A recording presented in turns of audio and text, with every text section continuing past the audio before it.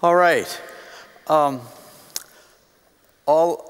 of you who are interested in hearing about stance and the practice of leadership, I would really appreciate it if you would move down closer.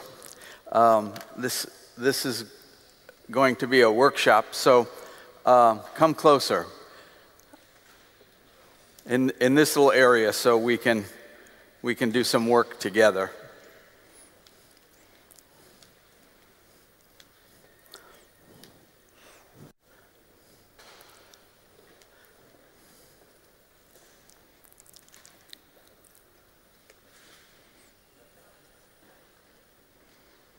Thank you.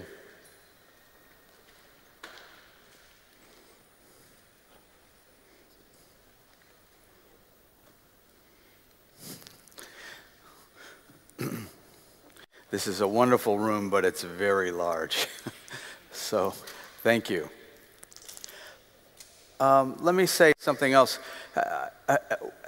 Were any of you here for the keynote that I did on yesterday? Yes. Anybody hear the keynote? Okay. I'm going to do a number of things say a number of things that I said at that time. So just to warn you that there might be a little bit of repetition. So my name's Jeff Clanon. Glad to be here with you today. And this is really kind of interesting to follow Edward de Bono. A lot of the things that he's written about and said have to do with thinking and thinking about our thinking. And stance, I think, really fits into that as a specific thinking skill, so to speak. So what I'd like first to do is say a little bit about what I hope to accomplish with you. And I'm actually glad this is a relatively small group because we can actually do some work. The first thing I'd like to do is just talk briefly about what we mean by the word stance, really a bit of a new definition for that word, and why it's important in the practice of leadership, and also a little bit about where the notion came from. The second thing I'd like to do is involve you and give you a chance to become more aware of your stance and where you are with that, both at the moment and what level kind of you're achieving. And then kind of part two is to actually give you a chance to think about this in future interaction in your particular leadership context. And last but not least, we'll talk a little bit about how you might integrate this into your own leadership practice or teaching practice or whatever your particular professional context is.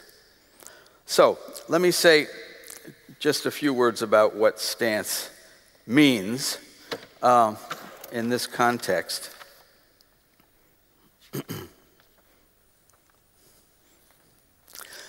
The traditional English definition of the word stance means a publicly stated opinion. Literally, how you stand. It's a posture. And what my colleagues and I mean by stance is related to that definition, but broader. And what we're referring to is your internal state as well as the state of your body. How you hold yourself in a particular context, in a particular interaction.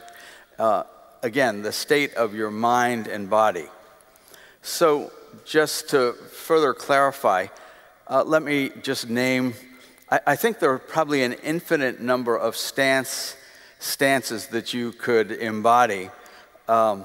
Things like you could be in a listening stance. You could be in an active stance. You could be in an aggressive stance. So do you get the idea? It's what you're, where you are inside, and as well as what your body is saying.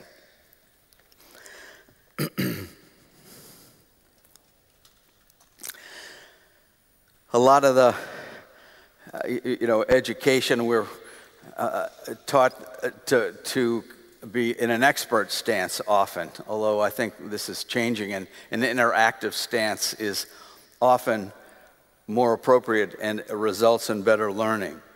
So let me give you a chance to just think a little bit about this for yourself right now. And what I'd like you to do is first find a partner, preferably someone who speaks the same language as you, since we're going to do some interactive work. But if you could each find a partner, and you'll be working with this same partner through the workshop. Okay? Can you find a partner?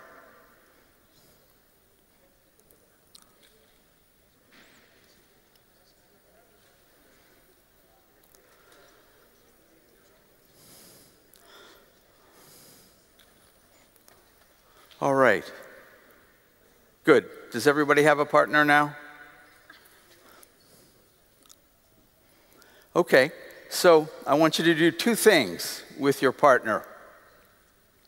First, introduce yourself, and then share with one another what your particular stance is in this very moment.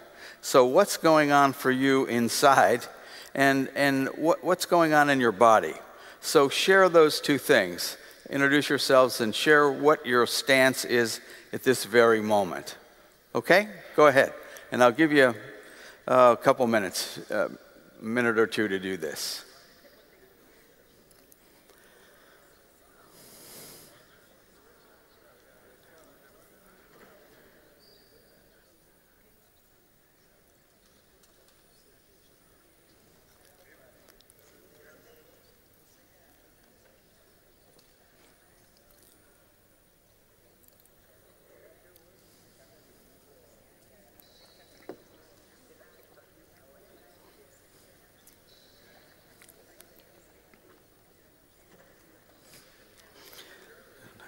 Partner.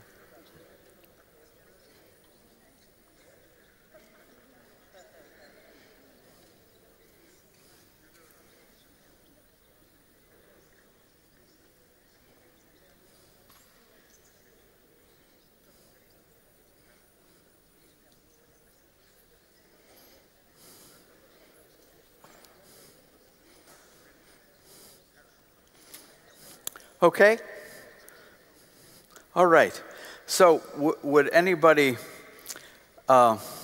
mind sharing what your stance is at this moment? What did you share with your partner? Anybody?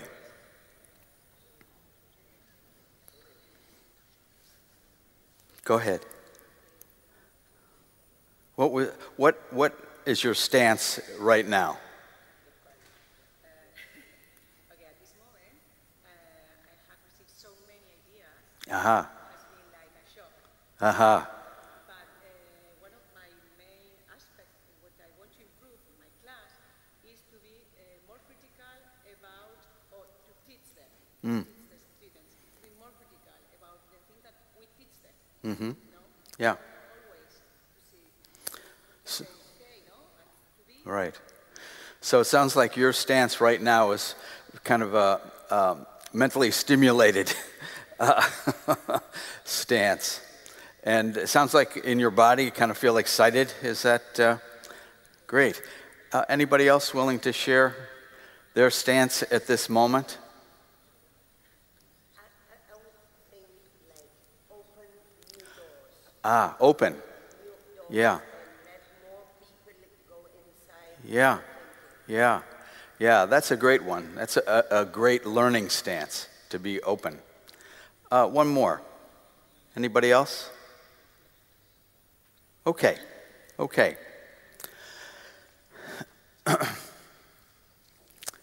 So why is stance important, particularly in the practice of leadership?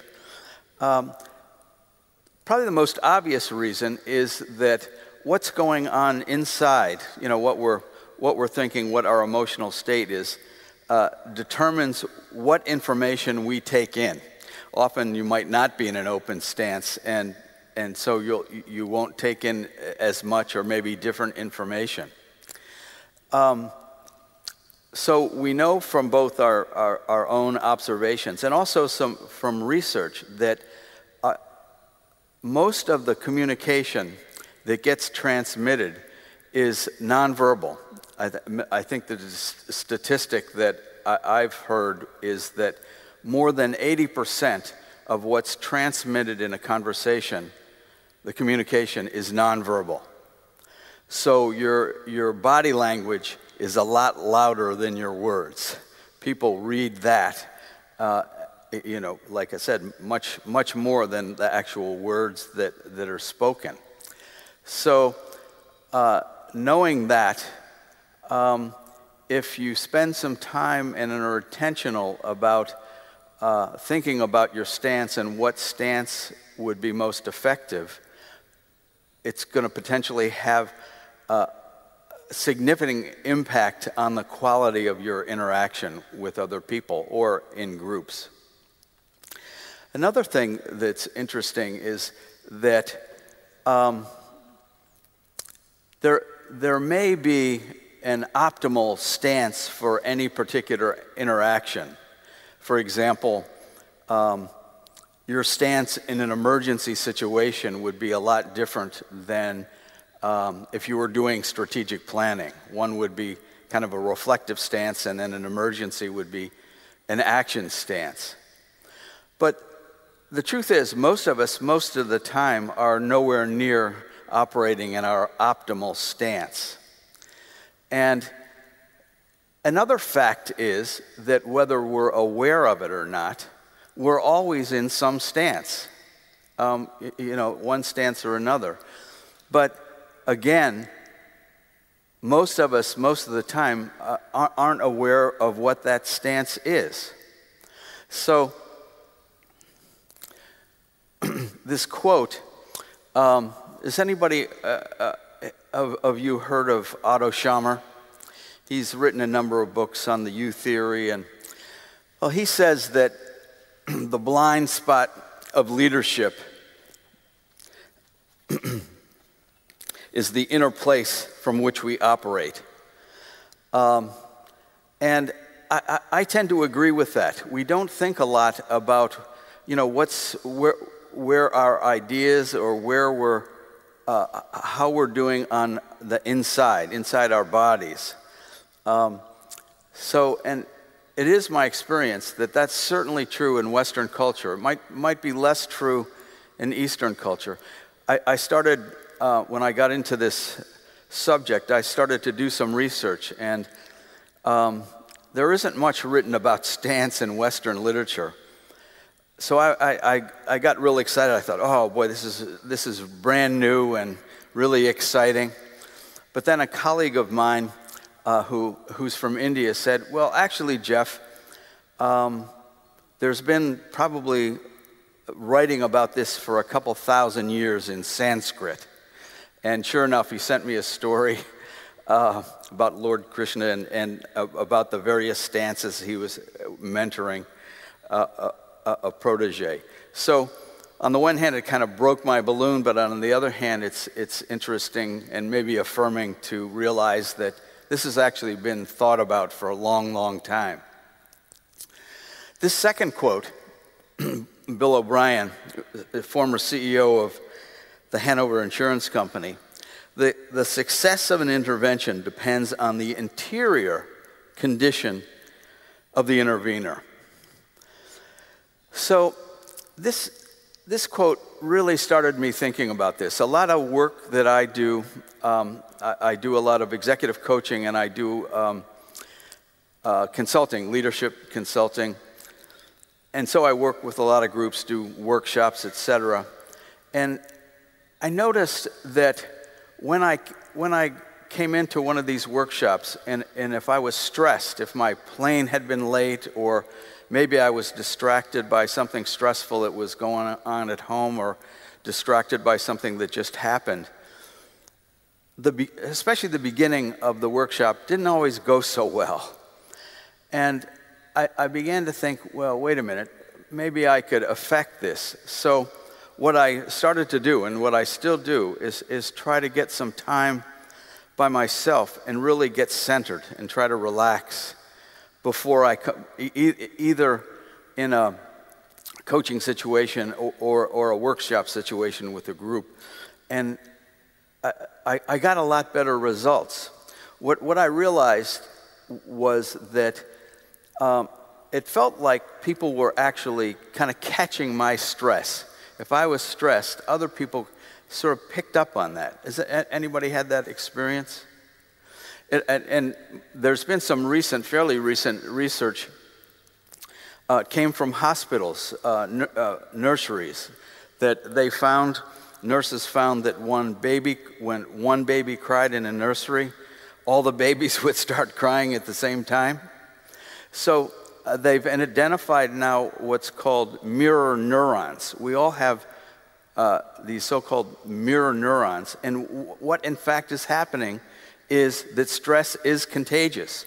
If we're around someone who's stressed, we pick up on that and get perhaps a little stressed ourselves. So what I was feeling in those situations was actually happening.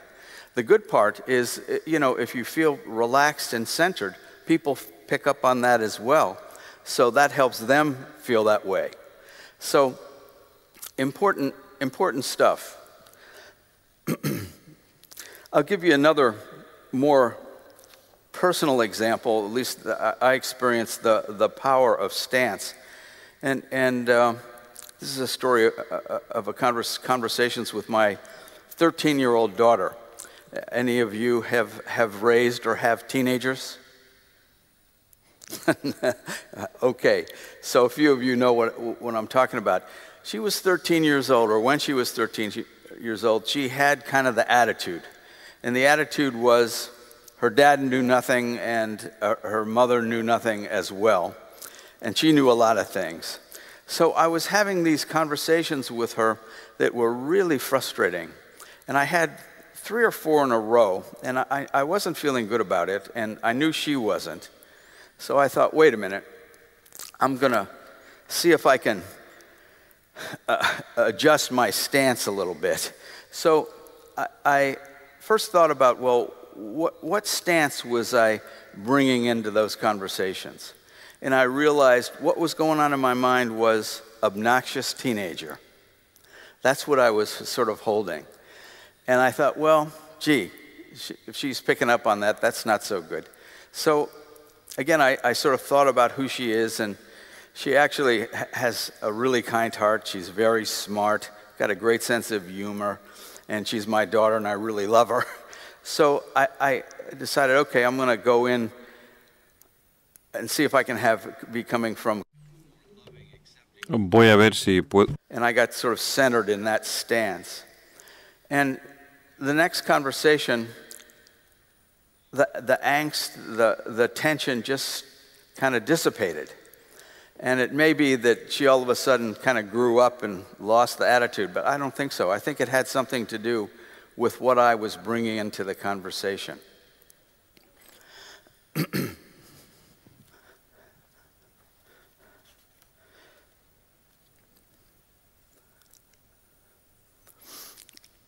We've been doing a course, my colleagues and I, for about 5 years now.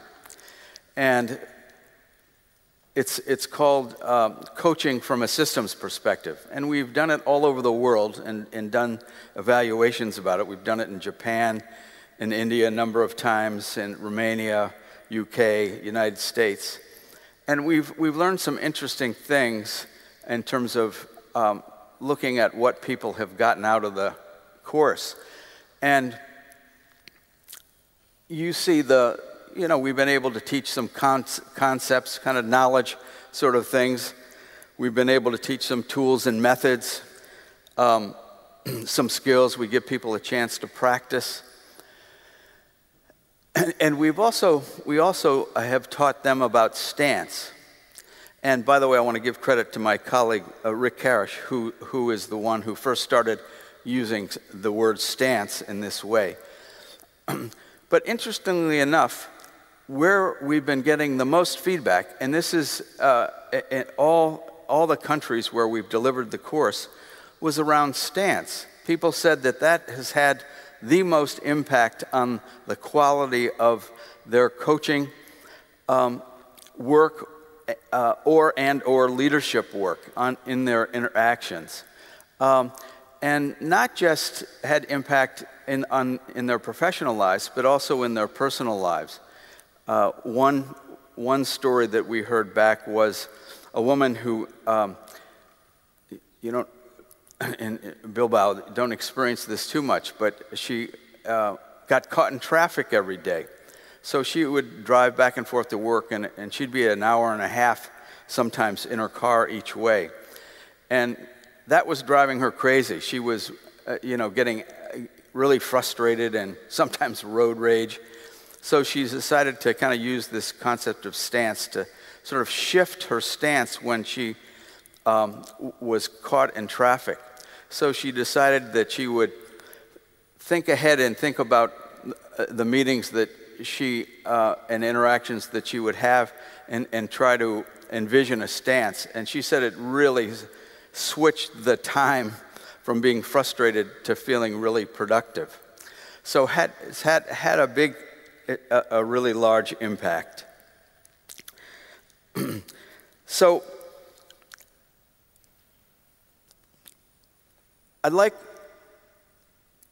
to now give you a chance. I've thought a lot about the best way to do this.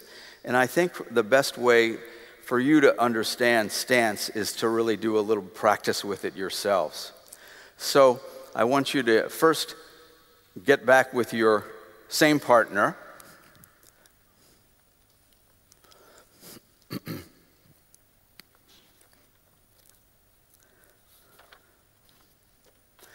And I want you to each just reflect a little bit and think about a situation. A recent situation, so you can remember it pretty well. And it could be, with your family, in a professional context, etc., where you wanted to achieve a particular outcome, where you were wanting that to go well. And maybe it did, and maybe it didn't go so well. But think about the situation where your effective leadership would have been helpful. And then with your partner, talk about what stance or stances you were in that particular situation. And go one at a time. Partner A can start and talk about their situation. And then partner B, ask these 3 questions. What was your stance in this past situation? What impact do you think it had on the situation? And then also ask the person, do they assume a predictable or usual stance? One of the things that we found is people learn stances that sort of become habitual.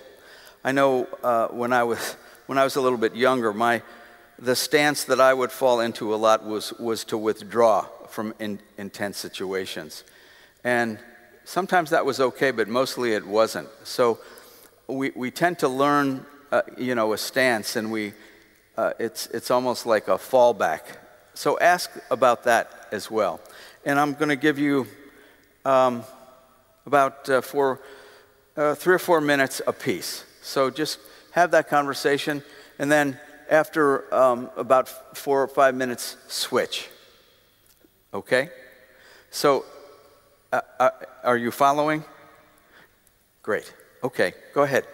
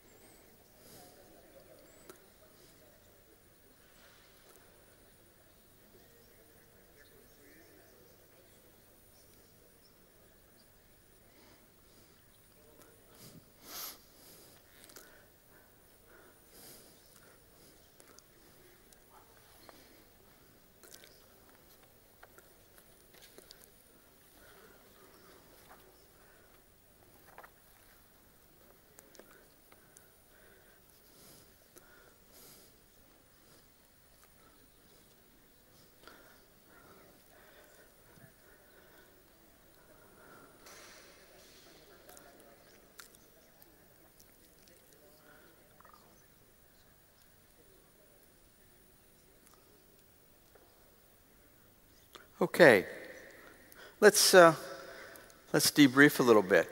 So,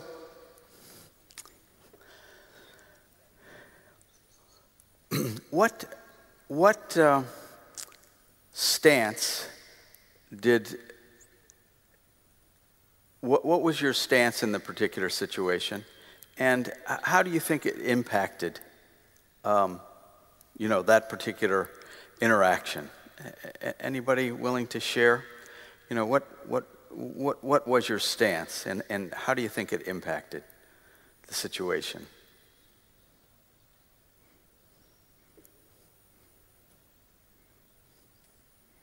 Anybody? Go ahead. Something that I learned in all these years of my labor life is first to listen to the other people. Uh-huh.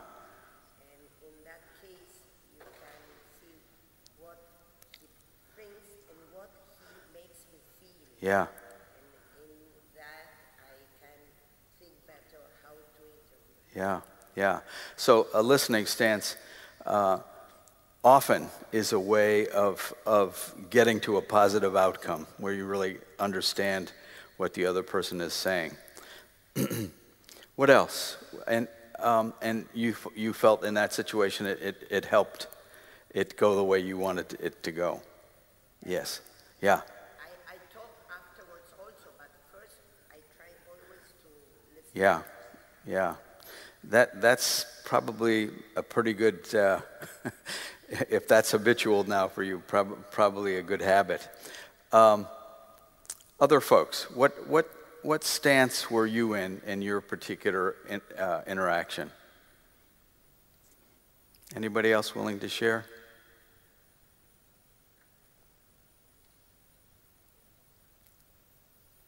How about the question, do you have a habitual or usual stance that you often find yourself in? Maybe intentionally or not, but do you have a kind of a fallback or default habitual stance? And anybody willing to share there?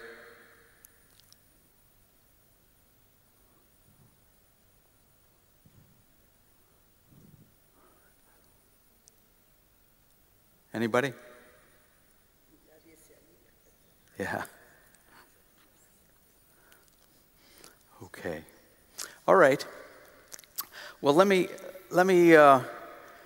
just share a how-to that seems to have, well, works for me and seems to have worked for other folks as well. Just, how do you go about doing this? How do you go about getting in the stance that you envision would be most helpful? And there's four elements to this. And this is just a suggestion. It's not, there's not a right or wrong to this. But this is what's sort of worked for me, and as I said, a lot of the people that we've been teaching this to. The first is just what you did in the very first exercise when you introduced yourself. What's your current stance? Be aware of where you are, inside, what you're feeling, and where you are also in your body.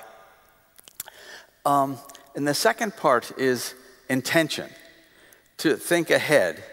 And I think this gets at what Edward de Bono was talking about in terms of complacency, maybe, and habits of thinking. You can be intentional about what you want to be thinking about and how you want your body to be in a future situation. So you can imagine it in your mind. So the second step is to do that, your intention. The third step, and this is just before you actually enter into the interaction or conversation, one-on-one conversation, to just be aware of what your stance is, and then embody it in the situation. And what's really interesting to me is in the second one, in terms of the intention, I think it's really important to do that. Give yourself some quiet time. Give yourself some space, preferably alone, and just quiet down, and then do the projection into the future. Do the envisioning. And I think if you do that, you'll get some good ideas about what the best stance will be. And then when you're actually in the situation, they'll manifest. You don't have to make it happen. They'll just happen for you. So I want to give you a chance to practice this a little bit. So the first thing I want you to do is just kind of relax in your seats. You might put both feet on the floor, and if you want to, you can shut your eyes. And just relax. Just relax. Kind of center yourself. Slow down. Slow down your mind a little bit.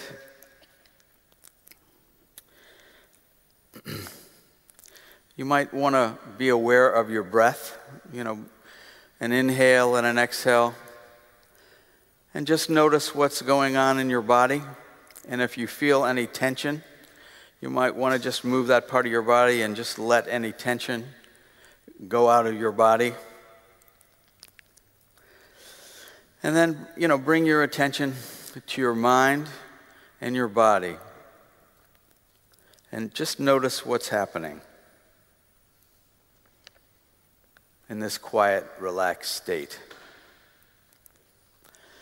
Now I want you to kind of project yourself in the future, not too long in the future, maybe a week or two at the longest, in a conversation that you need to have, or maybe it's an important meeting, or maybe it's a conversation with your spouse or friend or kids.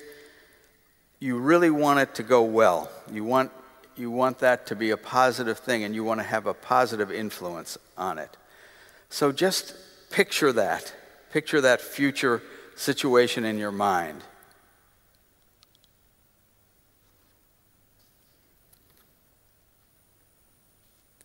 And just imagine the stance or stances that you will embody, that you'll manifest in that future situation. And, imagine the person or people you'll be talking with. Imagine the physical setting. And just get a clearest picture as you can. And what stances you think will be most effective in those situations. Okay. All right. Now I want you to get with your partner or partners again. And I'll put up the directions for this.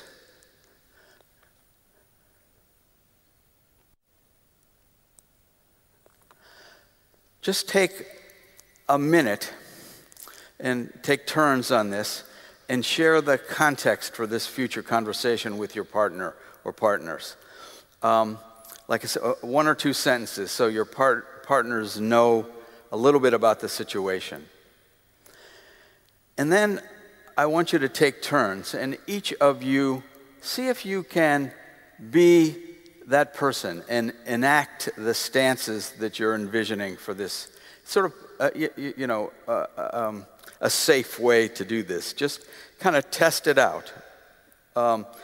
Practice the stances that you will be. And just say a few words about what you would say in this future interaction.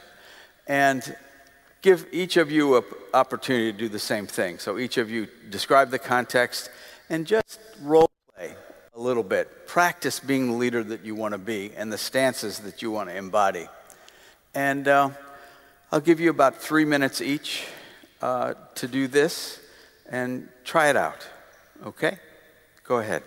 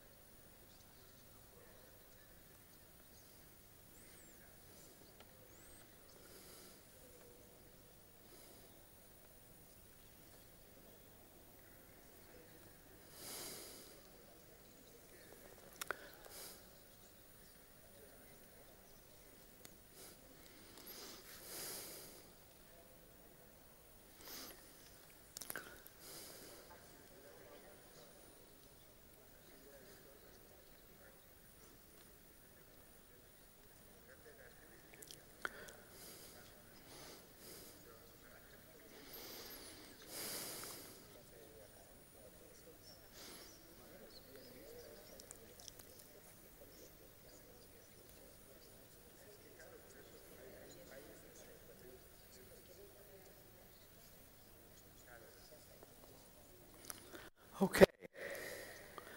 Okay. It's pretty animated conversations, so that's good.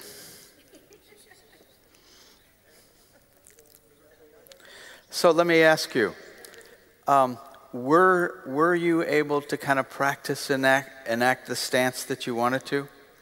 Were you? Can you say a little bit about that? What stance did you try to enact, embody?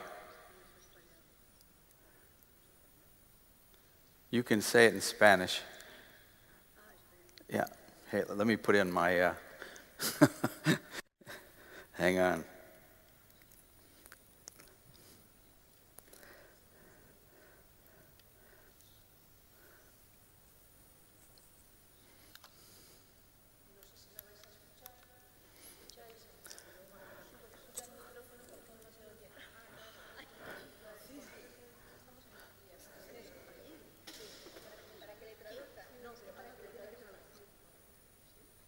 Ah, okay. You're going to go to the.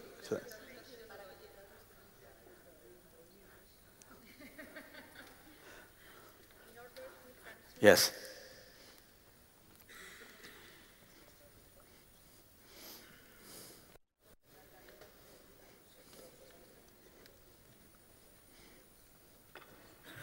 Hola, ¿me oís? Hello, can you hear me? Hello. My name is Soledad, and I've been working for many years in the field of education. Hello, can you hear me? Well, I was dismissed by a company I'd been working for 25 years, and I believed that it was an unfair dismissal that I accepted completely, 100%, and I received it in a very calm manner, although I didn't expect that to happen, because I think that I was a worker, and I've never been on sick leave, and I've been fully dedicated to education because I've been fighting for the change in education for 30 years. And well, since I began in this business. And my vision, I was thinking about a meeting. I have not yet closed this issue with the company. So it's supposed to be an illegal dismissal because there was no cause for this to happen except for the fact that the company was having financial losses.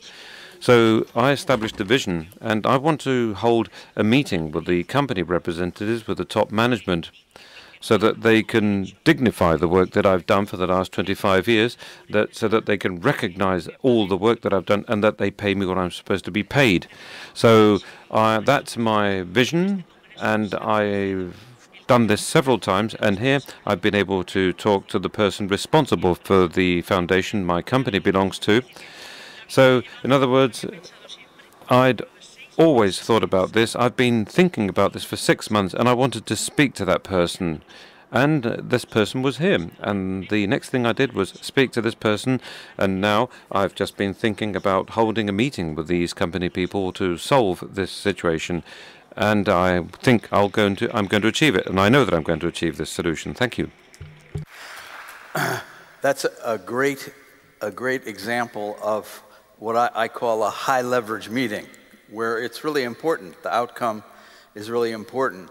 And I also think it's important to think about what stance would be most effective. And maybe it's a combination of a number of stances, but certainly being assertive and being clear and those things when you meet with them would really be helpful. So thank you for sharing that example. Anybody else care to share their future stance? Yes. Go ahead.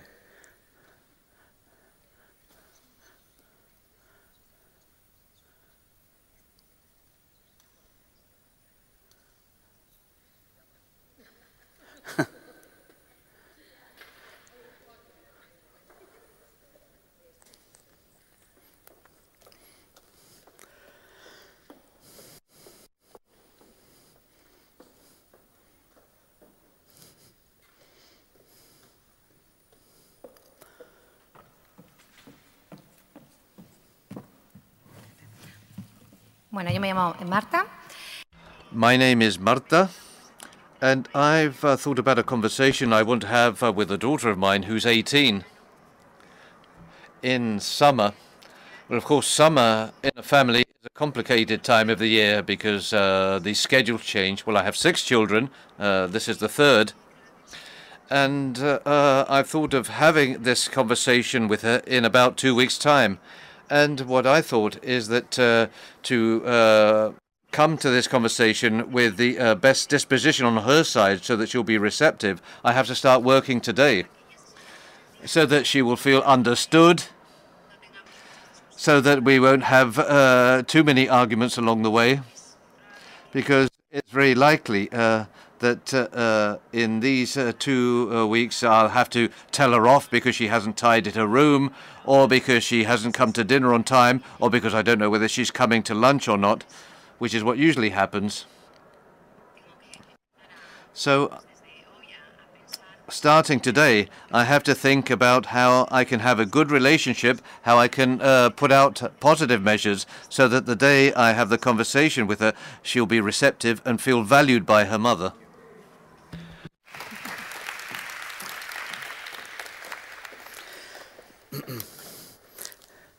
Another great example. Sometimes conversations with our own family members are the most difficult, sometimes the most challenging. So, I think it's worthwhile to think about, okay, how do I need to be to enable this to go as best it can go? And sometimes listening first, or but I think it's great that you're thinking about it, because I think by the time you actually have the conversation, you'll be really prepared, and that's great. So we're just about out of time. Was this helpful? Useful? Great. So not too many more sessions. How many of you are going to another session before you leave today? Yeah, okay, great. Well, one thought I had about practice. You might think about, as you go into the next session, what stance you want to embody that will most enable you to learn as much as you can. So it might be a listening stance, it might be an engaging stance, it might be both of those, whatever works for you to learn. But just to think about this as practice. Again, kind of low leverage situation, but to practice the high leverage situations that are down the road with your family, or professional situations like we heard about. So I want to thank you for coming and your time, and most of all for participating. So thank you much.